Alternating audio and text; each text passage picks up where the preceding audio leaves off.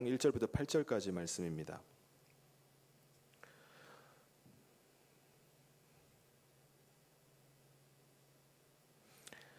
제가 봉독하겠습니다. 길르앗에 우거하는 자 중에 디셉 사람 엘리야가 아합에게 말하되 내가 섬기는 이스라엘의 하나님 여호와께서 살아계심을 두고 맹세하노니 내 말이 없으면 수년 동안 비도 이슬도 있지 아니하리라 하니라.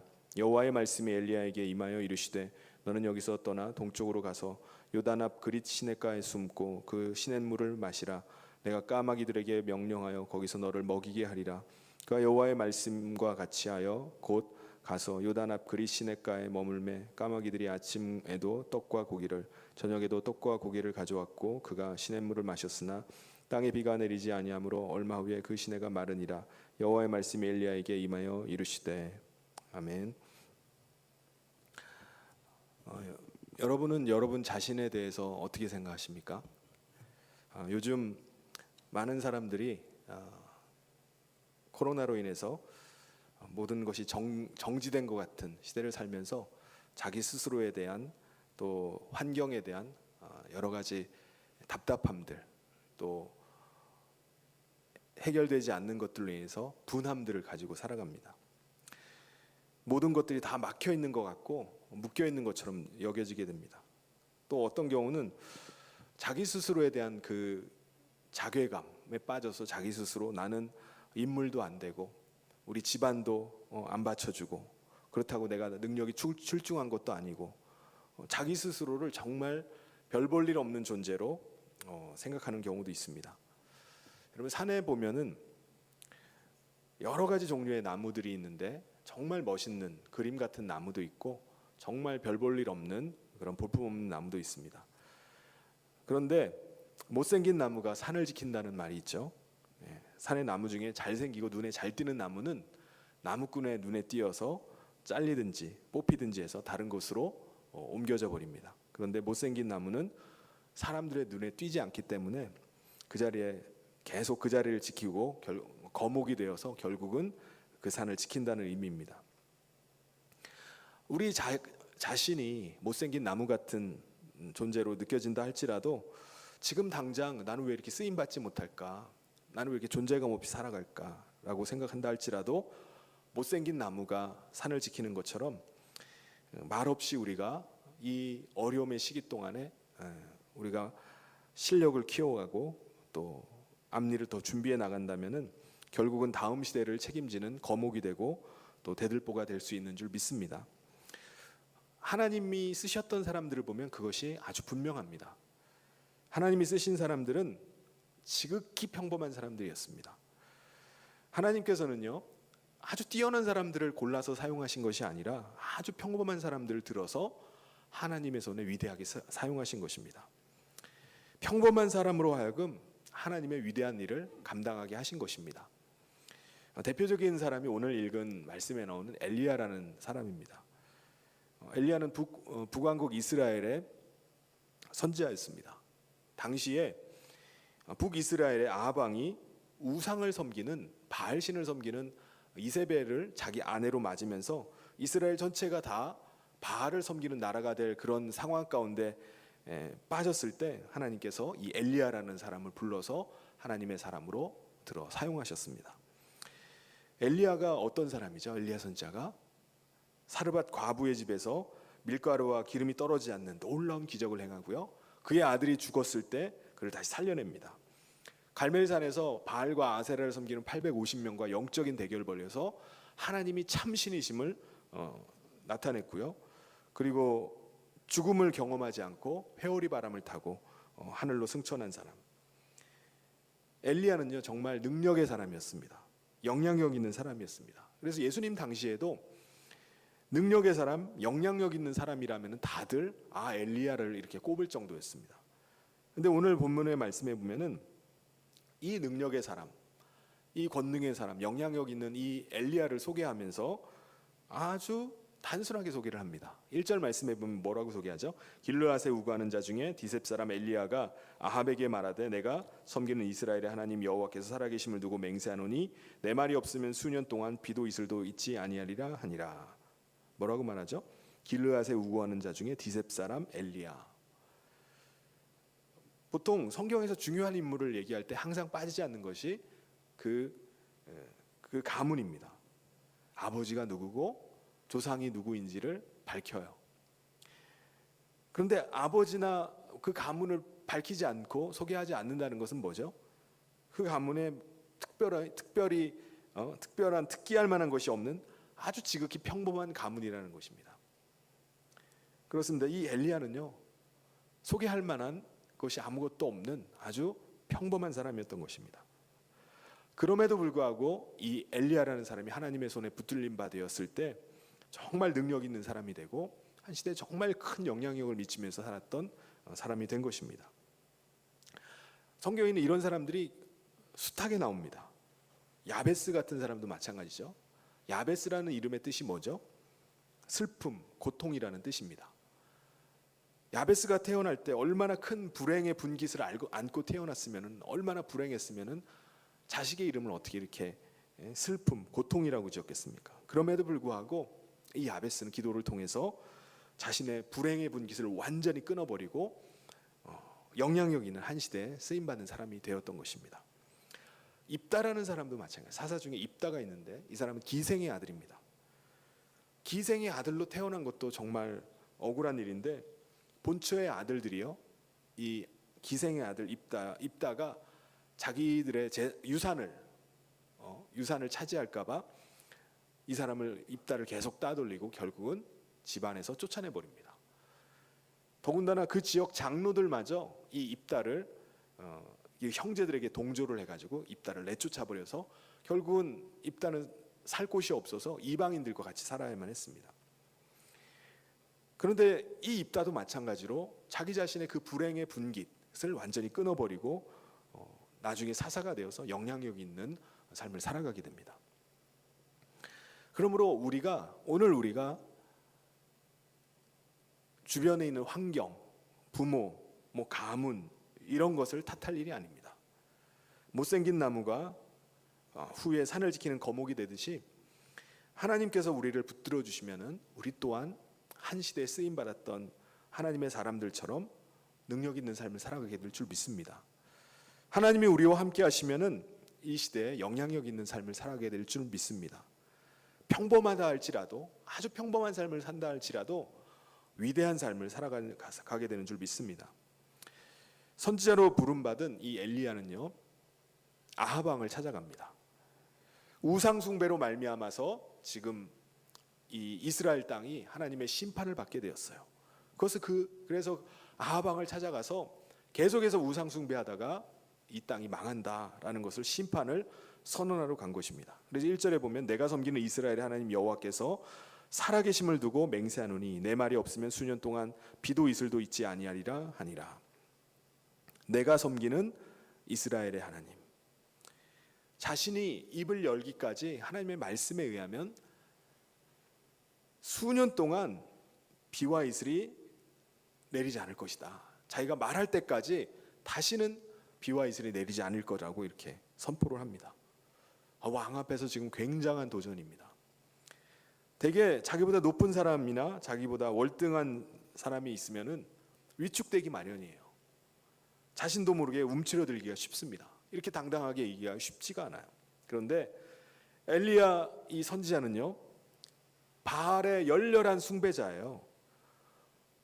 농사는 풍요와 다산의 신인 바알이 주관하고 있다라고 믿고 있는 이 아합 왕 앞에서, 농사를 주관하는 신을 믿고 있는 이 아합 왕 앞에서 자기가 말할 때까지 비가 다시 내리지 않을 것이다, 이렇게 선언한 것입니다.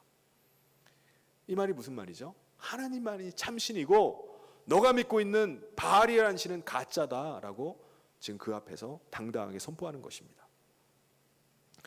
여러분, 엘리야 선지자가 이렇게 아합 왕 앞에서 하나님의 심판을 당당하게 선포할 수 있었던 이유가 뭘까요? 첫 번째는 하나님 때문이었습니다. 그가 뭐라고 하죠? 하나님을 내가 섬기는 이스라엘의 하나님 여호와라고 말합니다. 내가 섬기는 이스라엘의 하나님 여호와. 근데 원문을 보면은 내가 섬기는 분, 내가 섬기는 하나님, 이 말을 하나님 앞에 서 있는 내가라는 말로 같은 의미를 가지고 있습니다. 내가 섬기는 분뿐만 아니라 하나님 앞에 서 있는 내가라는 의미를 가집니다. 지금 분명히 이 엘리야 선지자는 아하방 앞에 서 있는데 그가 아하방 앞에서 하나님 앞에 서 있는 내가 말한다는 거예요. 그러니까 엘리야 선지자의 당당함의 비결이 뭐죠? 하나님 앞에서 서 있는 겁니다. 이것이 바로 엘리야 선지자가 그렇게 당당할 수 있었던 이유입니다. 여러분, 우리도 언제나 당당할 수 있습니까? 언제 당당할 수 있나요? 하나님 앞에 우리도 서 있을 때 당당할 수 있습니다. 우리가 문제 앞에 서 있거나 우리가 현실 앞에 서 있거나 환경 앞에 서 있으면요, 우리가 위축될 수 있습니다. 움츠려들 수 있어요. 그런데 우리가 항상 나는 하나님 앞에 서 있다, 이 사실을 우리가 잊지 않는다면은, 이 사실을 믿는다면은 우리도 또한 당당하게 서 있을 줄 믿습니다. 그러므로 우리가 이 세상을 살아가면서 하나님 앞에 서 있는 것을 훈련할 수 있어야 됩니다. 사람 앞에 있는 것이 아니라, 문제 앞에 있는 것이 아니라, 풍랑 앞에 있는 것이 아니라, 우리는 늘 내가 하나님 앞에 있는 것을 훈련할 수 있어야 됩니다. 어떻게 하면 하나님 앞에 있는 것을 우리가 훈련할 수 있을까요? 그것은 무릎으로 기도하는 것입니다. 기도하는 생활을 하는 거예요. 우리가 무릎을 꿇고 하나님 앞에 기도하다 보면요, 어느새 우리 가운데 있는 문제는 사라지고 내가 하나님 앞에 있는 것이구나 라는 사실을 우리가 깨닫게 됩니다. 그러니까 올바른 기도는 늘 우리를 하나님 앞에 세우게 됩니다. 반면에 올바르지 못한 기도를 하면 어떻게 되죠? 늘 문제 앞에 서는 거예요. 내가 정말 하나님 앞에 올바른 기도를 하고 있다면 문제는 사라지고 내가 하나님 앞에 서 있다는 것을 발견하게 됩니다. 그런데 우리가 때로는 문제만 붙들고 문제만 가지고 씨름할 때가 있어요. 그런데 그것은 시간 낭비입니다. 야곱은 자기 자신의 가족, 모든 재산을 다 자기 형 에서에게 보냅니다. 그리고 자기가 아무것도 가진 것이 없는 완전히 빈털터리가 된 상황에서 그가 하나님을 붙잡고 씨름하기 시작해요. 창세기 32장 24절에 보면 야곱은 홀로 남았더니 어떤 사람이 날이 새도록 야곱과 씨름하다가, 자신의 모든 것들을 다 내려놓고 하나님만 붙들고 씨름합니다. 여러분, 문제를 붙들고 씨름하지 말고 하나님을 붙들고 씨름할 수 있기를 바랍니다. 하나님 앞에 서 있을 수 있기를 바랍니다. 두 번째, 엘리야가 당당할 수 있었던 것은 하나님 말씀 때문이었습니다. 1절에 내 말이 없으면 이라고 말하죠. 내 말이 없으면, 자기가 다시 말할 때까지, 그러니까 자기가 다시 말할 때까지 비나 이슬이 내리지 않겠다는 거예요. 엘리야가 지금 자기 주장을 하나요? 자기 견해를 이야기하나요? 자기 생각을 말하나요? 아닙니다. 자기가 다시 말할 때까지라는 말은 하나님의 말씀을 받아서 자기가 예언하겠다는 거예요. 그러니까 하나님이 말씀하셨기 때문에 이 엘리야 선지자는 당당하게 이 아하방 앞에서 이야기를 할 수 있었던 것입니다. 여러분, 하나님의 음성을 듣는 사람은 당당합니다. 사도 바울이 재판을 받기 위해서 로마로 압송되어 가다가 바다 가운데서 유라굴로 광풍을 만나게 되죠. 그때 배에 타고 있던 사람들은 이 유라굴로 광풍이 얼마나 거센지 며칠 동안 배 그 풍랑에 시달리면서 거의 죽게 되었어요. 자포자기한 상황에서 살 소망이 거의 끊어져 버린 가운데 사도 바울은 하나님의 음성을 듣게 됩니다. 사도행전 27장 24절에 바울아 두려워하지 말라, 내가 가이사 앞에 서야 하겠고 또 하나님께서 너와 함께 항의하는 자를 다 내게 주셨다 하였으니, 주님의 음성을 듣고 나서 이 사도 바울이 당당해집니다. 얼마나 당당해진지 몰라요. 비록 죄수의 신분이지만은 배 한복판에 나아가서 두려워 떨고서 거의 포기하다시피 하고 있는 사람들에게 선포합니다. 여러분, 안심하십시오. 하나님께서 말씀하신 대로 이루어질 것입니다. 내가 받은 사명이 있다면, 하나님께서 내게 맡기신 사명대로라면은 아무도 죽을 사람이 없습니다. 하나님의 음성을 듣는 사람은 이렇게 당당합니다. 다니엘과 세 친구를 보세요. 왕이 주는 포도주와 진미를 거절하고도 그들이 얼마나 당당합니까? 전혀 위축되지 않습니다. 하나님의 말씀에 붙들림 바 되어 살아가는 사람은 당당하는 줄 믿습니다. 가진 재물이 많이 없다 할지라도 당당하게 서십시오. 비록 실패했다 할지라도 당당하게 사십시오. 남들 부러워하는 직장에 다니지 않는다 할지라도 당당하게 사십시오. 하나님의 사람은 어떤 사람이죠? 손을 늘어뜨리고 위축되어서 살아가는 사람이 아닙니다. 하나님의 말씀에 붙들린 사람은요, 결코 위축되어서는 안 됩니다. 내 자신의 확신이 아니에요. 하나님의 확신입니다. 하나님의 확신으로 어떤 상황 속에서도 당당하게 서가는 저와 모든 성도님 되시기를 주님의 이름으로 축원합니다. 그런데 이상한 사실 한 가지가 있습니다. 하나님께서 엘리야에게 아합 왕 앞에서 심판을 선포하라고 말씀하셔서 심판을 선포했습니다. 그리고 나서 하나님께서 이 엘리야 선지자에게 그릿 시내가에 가서 숨으라고 이렇게 말씀하신 거예요.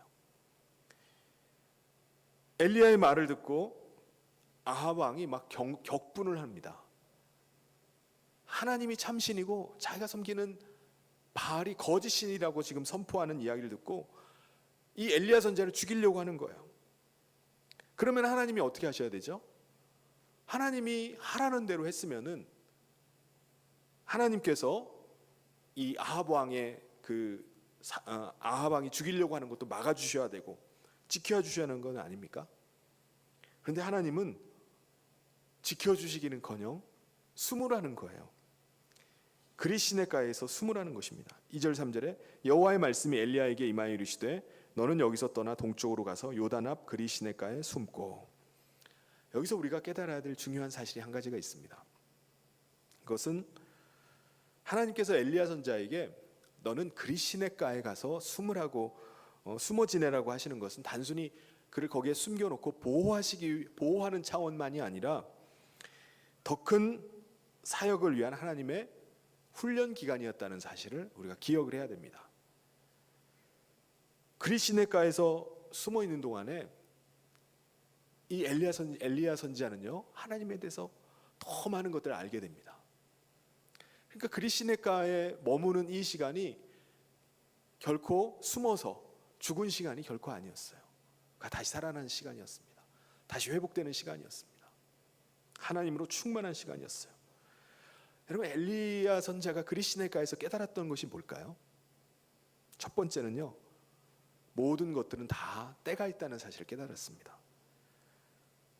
전능하신 하나님이 함께 하시는데 내가 무엇을 두려워하랴? 나는 두려워할 것이 없다라고 말하면서 그냥 막 들이밀고 나가는 것이 아니라, 때로는 숨어야 될 때가 있구나. 때로는 나를 낮춰야 될 때가 있구나. 때로는 뒤로 물러서야 될 때가 있구나 라는 사실을 깨닫게 됩니다. 하나님께서 그릿 시내가로 숨으라 라고 말씀하신 것을 통해서 그 사실을 깨닫습니다. 예수님도요, 사역 중에 죽을 뻔한 일들이 있었어요. 사람들이 예수님을 낭떠러지에 떨어뜨려가지고 죽이려고 할 때 죽으면 죽으리라 하고 예수님이 거기에 막 대응하면서 버티다가 낭떠러지에 떨어지신 것이 아닙니다. 예수님은 피하셨어요. 산헤드린의 공회원들이 예수님에 대한 지명수배를 내리고 지명수배를 내렸을 때 그냥 예수님께서 자수하신 것이 아니라 이웃 동네로 피하셨습니다. 안 잡히셨어요. 왜냐하면 예수님은 아직 때가 아님을 아셨기 때문입니다. 예수님은 실족사 하셔가지고 그냥 낭떠러지에서 떨어 죽으시거나 아니면 사람들에게 붙들려가지고 돌에 맞아 죽거나 투석형을 당해서 죽는 것이 아니라 예수님의 때는 언제죠? 죽으실 때는 법정에서 공식적인 죄인으로 선고를 받고 죽으시는 겁니다. 이게 아버지의 뜻이었어요. 이 때를 아셨기 때문에 예수님은 피하시기도 하시고 숨기도 하셨습니다. 그러므로 엘리야 선지자도 그리 시냇가에서 숨어 지내면서 모든 것들이 다 때가 있구나. 내가 지금 아합 왕 앞에서 물러설 때가 있구나라는 사실을 깨달았습니다. 두 번째, 하나님만이 피난처가 되신다는 사실을 깨달았습니다. 아합 왕과 왕비 이세벨은요, 이 엘리야의 예언대로 정말 비가 내리지 않자 이 엘리야를 잡아서 죽이려고 전국을 뒤지기 시작했습니다. 그때 하나님께서 엘리야를 그리 시냇가로 숨기신 거예요. 그리고 나서 까마귀로 하여금 음식물을 계속 공급하게 하셨습니다. 6절에 보면은 까마귀들이 아침에도 떡과 고기를, 저녁에도 떡과 고기를 가져왔고 그가 시냇물을 마셨으나. 여러분, 왜 하나님께서 까마귀를 동원하셔서 엘리야에게 계속 음식을 공급하셨을까요? 왜냐하면은 아합 왕이 지금 전국을 이잡듯이 다 샅샅이 뒤지고 있는 상황 가운데 누군가가 아침과 저녁으로 음식을 갖다가 계속 그리 시냇가에 가가지고 주게 되면은 위치가 노출될 수밖에 없습니다. 그러니까 들킬 수밖에 없어요. 하나님께서는요, 그래서 사람들이 부정하다고 여기는 이 까마귀, 기피하는 이 까마귀를 통해서 아침과 저녁으로 먹을 것을 공급해 주신 것입니다. 그래서 엘리야가 깨닫는 게 뭐죠? 하나님만이 나의 피난처가 되시는구나. 하나님만이 내 인생의 방패가 되시는구나. 하나님만이 나의 요새가 되시는구나. 하나님만이 나의 산성이 되시는구나 라는 사실을 깨달은 것입니다. 아합과 이세벨이 전국 방방곡곡을 다 뒤진다 할지라도 나를 보호하시고 나를 먹이시는 분, 그분은 전능하신 하나님이시구나 라는 사실을 깨달았던 것입니다. 세 번째는 그리 시냇가에서 엘리야 선지자는 하나님의 신실하심을 깨달았습니다. 하나님께서 엘리야에게 그리 시냇가에 가서 숨으라고 하시면서 하신 말씀이 뭐냐? 4절에 그 시냇물을 마시라. 내가 까마귀들에게 명령하여 거기서 너를 먹이게 하리라. 여러분, 엘리야는요, 아침과 저녁이면 어김없이 까마귀들이 물고 오는 떡과 고기를 받아 먹으면서 뭘 생각했을까요? 어제는 우연히 까마귀 한 마리 뭘 물고 온 거라고 생각할 수 있는데 그 다음날 되니까 또 물고 오는 거예요. 하나님이 말씀하셨던 대로구나. 그냥 지나가던 까마귀가 우연히 자기 먹이 물고 갖다 떨어뜨린 게 아니구나. 하나님은 약속을 지키는 신실하신 하나님이구나. 까마귀를 통해서도 하나님이 내게 먹을 것을 공급하시는구나. 이 그리 시냇가에서 까마귀가 가져다 주는 것들을 먹으면서 신실하신 하나님의 신실하심을 깨달았던 것입니다. 그래서 나중에 3년 동안 전혀 비가 내리지 않았을 때에도 이 엘리야 선지자는요, 하나님이 비가 오겠다라는 그 말만 들어도요, 손바닥만한 구름만 보고도 비가 오겠구나, 그것을 깨닫고 선포했던 것입니다. 그리고 아합 왕에게도 이제 큰 비가 내릴 것입니다 라고 말하면서 마차를 타고 내려가십시오, 그렇게 당당하게 얘기할 수 있었던 이유가 바로 그리 시냇가에서 하나님의 신실하심을 경험했기 때문에 그렇습니다. 어려움의 상황 속에서 위축되고 뒤로 물러가 있는 상황 속이지만은 그것을 통해서 하나님을 더 깊이 알게 된 거예요. 그 어려운 시기를 통해서 하나님의 신실하심을 경험해서 알게 된 것입니다. 네 번째는 모든 은혜와 축복이 하나님께로 오는 것임을 깨달았습니다. 까마귀를 통해서 아침과 저녁마다 계속해서 먹을 것을 공급하시는 하나님을 묵상하면서 하늘을 나는 새들도 주장하시는 하나님이시구나, 먹고 살 수 있도록 공급하시는 분이 바로 하나님이시구나, 모든 은혜와 축복이 하나님께로부터 온다는 사실을 그가 깨닫게 됩니다. 그가 얼마나 오랫동안 그 그리 시냇가에 머물렀는지는 알 수가 없지만은 그가 머물렀던 동안에는 정말 너무나도 많은 것들을 깨달았습니다. 그리 시냇가에서 하나님을 더 깊이 알게 됐어요. 처음에는 엘리야 선지자가 하나님께서 그리 시냇가로 가서 숨으라는 것은 상상도 하지 못했을 겁니다. 근데 그가 그리시네가로 가게 되었고 그곳에서 하나님을 경험하게 된 것입니다. 여러분, 어떻게 해서 그리시네가로 가게 됐죠? 5절 말씀에 보면은 여호와의 말씀과 같이 하여 곧 가서, 하나님께서 가라고 하셨기 때문에 하신 말씀을 따라서 그가 간 것입니다. 그러니까 말씀과 같이 가서 행하고 말씀과 같이 가서 그곳에 머물렀던 것입니다. 엘리야 선지자가 어디로 가야 할지, 어디에 머물러야 할지를 결정했던 결정적인 근거는 바로 하나님의 말씀이었습니다. 하나님의 말씀을 따라서 그는 움직였습니다. 그 시돈 지방 그 사르밧 과부에게 갈 때도 그냥 무턱대고 간 게 아닙니다. 지나가다가 우연히 들린 게 아니에요. 하나님의 말씀을 따라간 것입니다. 3년 후에 다시 아합 왕에게 찾아갈 때에도 이쯤 되면은 비가 오겠거니 하고 간 게 아닙니다. 하나님께서 말씀하시니까 그 말씀을 따라서 비가 올 것을 그 왕 앞에 선포하기 위해서 갔던 것입니다. 갈멜산 정상을 갈 때에도, 기손 시내로 갈 때에도, 이스라엘 지방 갈 때에도, 남방의 유다 부엘세바로 갈 때에도, 광야를 갈 때에도, 호렙산에 들어갈 때에도, 요단 계곡으로 들어갈 때에도 그는 그냥 간 게 아닙니다. 하나님의 말씀을 따라서 하나님께서 말씀하시니까 그리로 간 것이었습니다. 여러분, 엘리야는 움직일 때마다 자기가 내키는 대로 무턱대고 간 것이 아니었습니다. 하나님의 말씀을 따라갔어요. 시대 분위기상 어쩔 수 없이 그냥 흘러간 것이 아니라 하나님이 말씀하시니까 그 말씀을 따라서 움직였습니다. 말씀이 가라 하면 가고 말씀이 멈추라 하면 멈춘 것입니다. 여러분, 우리의 신앙생활이 무엇입니까? 말씀과 같이 하는 것이 우리의 신앙생활입니다. 말씀을 따라가는 삶이 우리의 신앙생활입니다.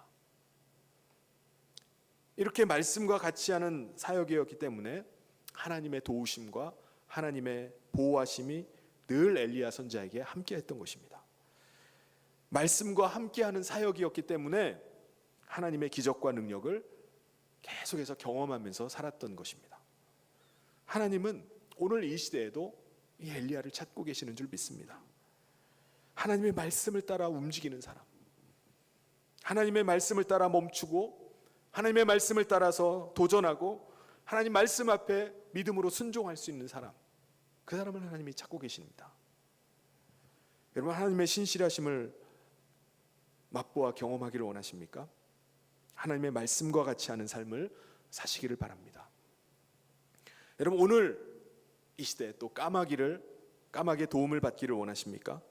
하나님의 말씀과 같이 하는 삶을 사시기를 바랍니다. 여러분, 기적의 주인공이 되기를 원하십니까?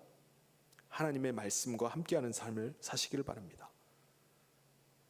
말씀이 머물라 하면 머물고 말씀이 가라 하면 가는 것입니다. 하나님께서는 까마귀들로 아침 저녁에 떡과 고기를 엘리야 선지자에게 먹게 하셨습니다. 6절에 까마귀들이 아침에도 떡과 고기를, 저녁에도 떡과 고기를 가져왔고 그가 시냇물을 마셨으나, 오늘도 하나님은요, 까마귀를 통해서 어려운 자를 도우시고 우리의 필요를 하나님이 채워주시는 것을 우리가 경험하게 됩니다. 그런데 우리가 까마귀만 기다리고 있어서야 되겠습니까? 오늘 나에게 도움 줄 사람, 도움 줄 까마귀는 누굴까?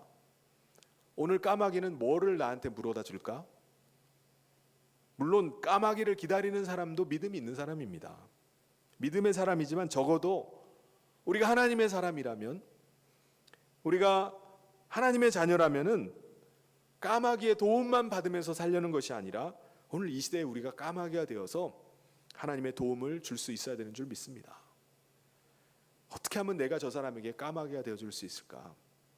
어떻게 하면 내가 내 까마귀가 되어서 저 사람에게 무엇을 도우면 될까? 그것을 생각하는 것입니다. 성경은 어떤 사람이 복이 있다고 말씀하죠? 사도행전 20장 35절에 범사에 여러분에게 모본을 보여준 것 바와 같이 수고하여 약한 사람들을 돕고 또 주 예수께서 친히 말씀하신 바 주는 것이 받는 것보다 복이 있다 하심을 기억하여야 할지니라. 뭐라고요? 주는 것이 받는 것보다 복이 있음을 기억하라고 말씀하십니다. 여러분, 우리는 하나님의 형상대로 지음받은 사람입니다. 여러분, 하나님의 속성, 그렇기 때문에 우리가 하나님을 닮아가야 되는데, 여러분, 하나님의 속성이 뭡니까? 주시는 겁니다. 하나님께서는 우리에게 생명을 주시고 하나님의 아들까지 내어주셨습니다. 그렇다면 하나님을 닮은 우리도 또한 주는 자가 되어야 되지 않겠습니까? 까마귀만 바라고 있는 것이 아니라, 오늘 까마귀는 내게 뭘 물어줄까?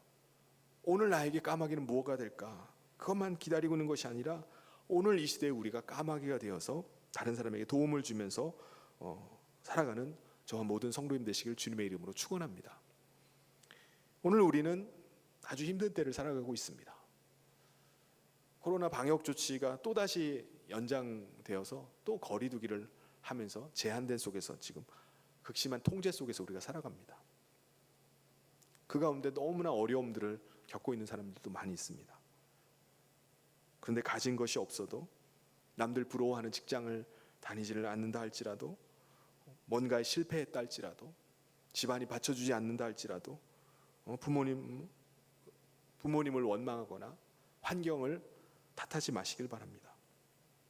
엘리야 선지자는 내놓을 만한 가문도 아니었고요, 아주 지극히 평범한 사람이었지만 능력의 삶, 영향력 있는 삶을 살았습니다. 왜 그랬죠? 하나님의 손에 붙들린 바 되었기 때문입니다. 하나님의 말씀에 붙들린 바 되었기 때문에 그는 세상을 당당하게 살아갔습니다. 사랑하는 성도 여러분, 우리가 문제 앞에 서 있을 것이 아니라, 환경 앞에 서 있을 것이 아니라, 풍랑 앞에 서 있다 할지라도 우리가 늘 하나님 앞에 서 있음을 기억하시길 바랍니다. 우리의 삶이 늘 말씀과 함께하는 삶이 되기를 바랍니다. 하나님의 말씀 때문에 우리가 다시 도전하고, 하나님의 말씀 때문에 내가 믿음으로 순종하고, 말씀이 가라 하면은 가고, 말씀이 멈추라 하면은 멈추는 하나님이 책임지시는 삶을 살아가시길 바랍니다. 또한 까마귀의 도움만 기다릴 것이 아니라, 우리가 이 시대의 까마귀가 되어서 나누고 베푸는 삶을 통해서 하나님의 손에 귀하게 쓰임 받는 성령의 모든 성도님 되시기를 주님의 이름으로 축원합니다. 우리 같이 기도하도록 하겠습니다.